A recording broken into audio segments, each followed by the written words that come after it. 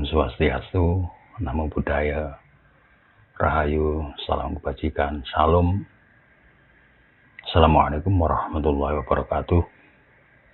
Semoga keselamatan atas Anda sekalian, dan mudah-mudahan kita semua mendapatkan rahmat dan berkat dari Tuhan. Episode yang lalu, kita bicara soal Pancasila yang memang sudah seharusnya berada di kesadaran warga negara Indonesia. Itu merupakan cara untuk mengingat kembali kepada jati diri yang kita lupakan itu. Dengan alat yang kita gunakan adalah Pancasila.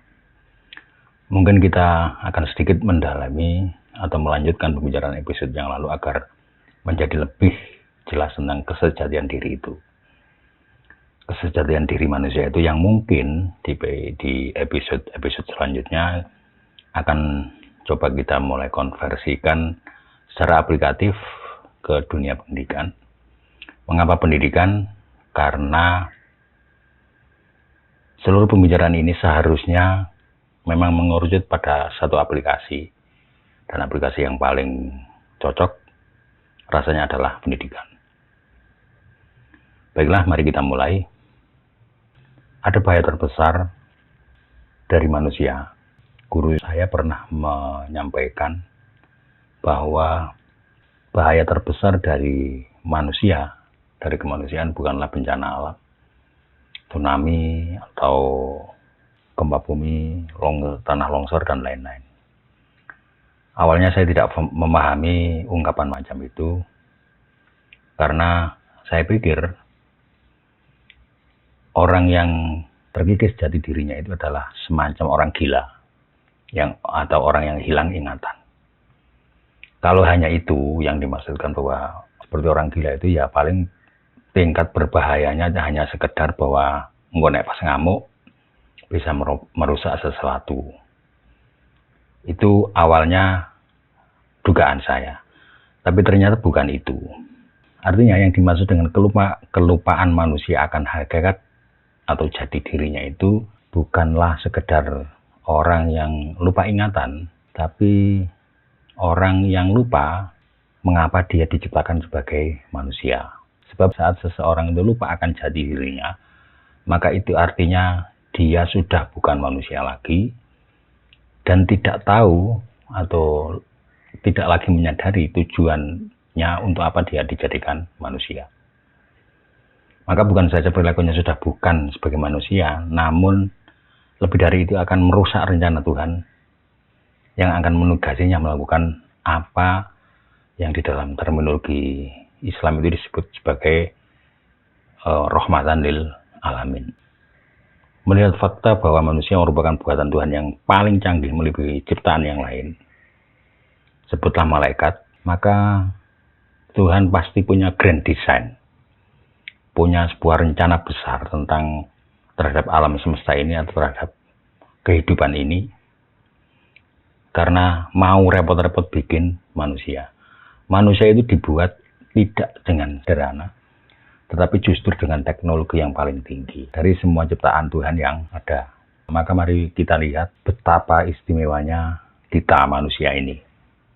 Sekarang dari sudut bahan baku, di mana manusia diambil bahan baku jasmaniahnya diambil dari tanah, dan tanah itu diambil dari bumi. Kita tahu bahwa bumi ini umurnya sudah miliaran tahun. Mulai dari tidak ada menjadi bumi yang bisa ditempati, itu butuh waktu miliaran tahun. Dan itu artinya tanah yang bisa diambil sebagai bahan baku manusia, itu harus menunggu miliaran tahun itu. Untuk mempersiapkan bahan bakunya saja, Tuhan itu sudah merencanakannya begitu lama. Pertanyaannya, kenapa harus melalui proses yang panjang itu? Bukankah Tuhan bisa mengatakan apa yang biasanya dikatakan orang-orang itu kun fayakun? Romangsamu kun fayakun itu kayak simsalabim. Jangan lupa di antara kata kun dan yakun itu ada fa, yang artinya maka. Jadi itu menunjukkan sebuah proses. Jadi dari kun menuju yakun itu ada proses, dan proses itu bisa panjang bisa pendek. Dan untuk manusia prosesnya sangat panjang. Nomor 2, dari sudut pandang pelibatan semua unsur pembuatnya. Bahan baku tanah itu tidak dibiarkan begitu saja langsung dijadikan manusia, tapi diproses dulu, dinaikkan level derajatnya menjadi pada kemungkinan yang tertinggi dari material tanah itu. Nah, dalam kerangka menaikkan derajatnya tadi, Tuhan itu juga mau repot-repot membuat tanaman dan hewan untuk menyediakan makanan buat manusia. Tidak ada satupun makanan manusia yang tidak berasal dari tanah, baik langsung maupun tidak langsung. Kita ambil contoh pepohonan. Pepohonan itu sebenarnya adalah mesin. Ya, akar tadi tugasnya menancap ke tanah, lalu dari tanah itu diambil saripatinya, lalu diproses di dalam batang tubuhnya dengan seluruh perangkat dahan, ranting, dan lain-lain, daun, dan seterusnya. Dan hasil akhirnya, hasil proses tadi itu berupa buah. Disimpan, hasil ekstraksi tanah tadi berupa buah disimpan, ada yang di atas pohon, ada yang di tengah, ada yang di bawah. Yang bawah misalnya ada kaspe, ada telon, bengkuang, bit, apalagi wortel, kentang, dan seterusnya. Yang di tengah itu seperti sagu, kemudian tebu, wis golek dhewe lah. Yang di atas buahnya padi, duren, blimbing, jambu, kelapa, dan seterusnya. Semua itu sebenarnya adalah tanah. Jadi ketika Anda makan pisang, itu sebenarnya Anda sedang makan tanah, tetapi rasanya rasa pisang. Makan duren, ya duren, ya tanah, rasanya duren. Makan padi itu sebenarnya Anda makan tanah. Hanya saja karena jasa dari pohon padi tadi, maka tanah itu tidak lagi terasa tanah, tapi rasa sego. Ono bramu, ono rojo lele, dan lain-lain.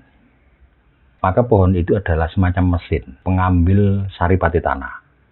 Manusia itu ya mangan kulup, ya mangan buah, ya mangan, dan misalnya gelem kayu jati sama krokoti bisa jadi makanan. Itu saripati tanah yang disimpan dalam bentuk kayu jati sing atos nek gelem nek penodoyan ya monggo silakan dipun krokoti gitu. Nah, lalu misalnya kita makan daging, semuanya berasal dari tanah. Langsung atau tidak langsung. Kalau ikan, daging itu tidak langsung. Tapi tetap semuanya adalah berasal dari tanah. Itu yang kedua. Yang ketiga, dari sudut kerumitan penciptaan. Manusia itu ciptaan yang paling rumit. Setelah makanan tadi masuk ke dalam, dibuat makan, dimakan oleh manusia, lalu di dalam tubuh itu diproses. Makanan tadi sepertiga itu sebagai tenaga, ya kita butuh tenaga untuk dengan makanan tadi. Kemudian yang sepertiga itu disimpan sebagai zat hidup berupa air mani. Yang sepertiganya itu diguak jadi kotoran. Yang air mani itu kemudian diproses lagi, dinaikkan lagi level derajatnya menjadi segumpal darah. Setelah itu dalam kurun waktu tertentu dinaikkan lagi menjadi segumpal daging. Daging dinaikkan lagi menjadi tulang dibungkus daging, dan akhirnya adalah kholqon akhir atau bentuk akhir. Itu adalah level tertinggi dari material yang disebut tanah tadi. Tanah yang lain mungkin sampai batas tertentu, ada yang jadi kere, ada yang jadi wedhus, ada yang jadi sapi, dan lain-lain. Tapi ini tertinggi jadi manusia. Setelah di level yang tertinggi tadi, ya di level yang ketujuh tadi, maka ini dari sudut substansinya manusia itu diberi ruh. Ya, ini keistimewaan. Jadi setelah di level ketujuh tadi, manusia pun ditiupkan padanya ruhnya Tuhan. Fanafakhtu fihi min ruhi. Nah, inilah yang membuat manusia istimewa. Ruh dengan nyawa binatang tidak sama. Nah, karena itu maka manusia pun menjadi mulia. Tuhan menyatakan walaqad karramna bani Adam. Semua Bani Adam itu dimuliakan oleh Tuhan. Apa bentuk pemuliaan itu? Kurang lebih adalah ruh tadi, karena ada tiupan ruh tadi. Berarti kita itu istimewa. Oleh karena itu, bisa jadi saya berpendapat bahwa, ini pendapat saya ya, saya berpendapat bahwa gara-gara itu malaikat dan iblis itu disuruh sujud kepada Adam. Cuman malaikat mau, tapi iblis mau. Iblis menolak dengan alasan dan argumentasinya itu sangat rasional. Di sini kita akan bisa melihat betapa rasionalitas itu yang oleh kebanyakan kita seringkali serta-merta dianggap selalu benar. Kali ini sama sekali tidak. Kebenaran rasional harus berhadapan-hadapan dengan kebenaran Tuhan secara head to head.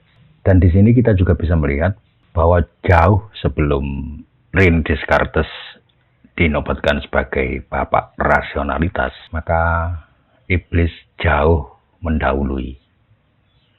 Jadi iblis itu membaik rasionalitas. Argumennya iblis itu sangat rasional, sehingga kalau kita tidak hati-hati, kita bisa terjebak menjadi pengikutnya iblis. Jangan keburu bangga ketika Anda punya argumentasi yang rasional, itu seolah-olah benar. Tidak. Dengan kerangka rasionalitas itu, iblis pun berani menyalahkan bukan hanya malaikat. Ya, kalau malaikat itu malah digoblok-goblok, no. Kok gelem-geleme disuruh sujud kepada Adam. Katanya iblis, apa yang diperintahkan untuk sujud kepada Adam itu hanyalah jebakan. Hanyalah ujian ketauhidan. Apakah tauhid kita itu murni atau tidak? Hebat. Iblis itu dilawan. Katanya, khalaqtani min nar wa khalaqtahu min tin. Aku itu digawe teko api, sementara Adam dari tanah. Jadi saya lebih tinggi. Begitu kata iblis. Ini kan sebenarnya sama kasusnya dengan orang-orang yang menganggap musyrik. Misalnya begini. Ada sekelompok pendapat atau orang yang mengatakan bahwa hormat kepada bendera merah putih itu adalah tidak boleh. Itu dianggap syirik. Itu kan sama dengan ketika kita disuruh sujud kepada Adam dan kita mau, itu namanya berarti kita masuk dalam perangkapnya Tuhan bahwa kita itu sedang diuji ketauhidan kita. Itu jarine wong-wong. Dan argumentasi ini sangat iblisiah. Sangat iblis minded. Jadi kalau misalnya ada orang ke kuburan pakai bunga, pakai atau mungkin ada yang orang membuat cok bakal, apa itu semacam sesajen. Itu kan sebenarnya cuma huruf, abjad kehidupan. Apa bedanya karo huruf Arab? Kalau Anda itu berdoa pakai huruf Arab, alif ba ta sampai ya, orang-orang di Nusantara ini menggunakan bahasa konkret terhadap yang mengatakan dan menuduh itu syirik. Maka jika kita berdoa menggunakan bahasa Arab, menggunakan huruf hijaiyah, berarti ya pada syirikin ngono. Karena apa? Karena semua itu hanyalah huruf, hanyalah abjad yang dirangkai jadi satu menjadi sebuah doa. Kalau kita menggunakan huruf hijaiyah, sementara orang lain itu menggunakan bahasa yang konkret, pakai bunga, ya orang Jawa itu pakai bunga, pakai macam-macam ya, benda apa dan seterusnya. Itu sama-sama huruf. Jadi kalau Anda bisa mengatakan bahwa kalau menggunakan bunga itu adalah syirik, berarti ketika Anda berdoa menggunakan bahasa Arab juga syirik, podo-podo syirike. Gitu? Itu berarti podo-podo gak ngerti nih yang disebut syirik itu kaya opo, gak mudeng. Padahal kalau sekarang Anda tahu apa yang disebut dengan QR code atau quick response code, jadi kode respon cepat. Sebenarnya jangan-jangan ya itu terinspirasi oleh apa yang dilakukan oleh orang-orang Nusantara, orang-orang kita zaman dulu. Apa buktinya? Anda tahu ada orang berdoa menggunakan delimo. Ya sebenarnya buah delimo itu. Ternyata itu semacam QR code. Jadi Delima itu maksudnya adalah dal limo. Kalau ana surat sing akhire iku dale kabeh limo. Nah, makanya disimbolisir dalam bentuk buah delima. Itu juga kalau kita tahu ada apa yang disebut dengan raja. Nah, raja itu mah bingung pintu sampean. Disebut wah iku khurafat, iku syirik. Waduh, syirik maneh.